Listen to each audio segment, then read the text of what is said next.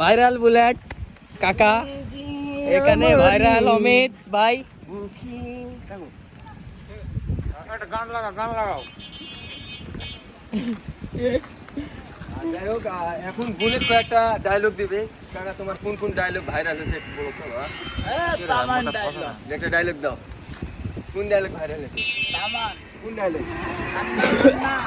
মান্না। তো মান্নার মতনই আজকে আমরা একটা বক্সিং করব।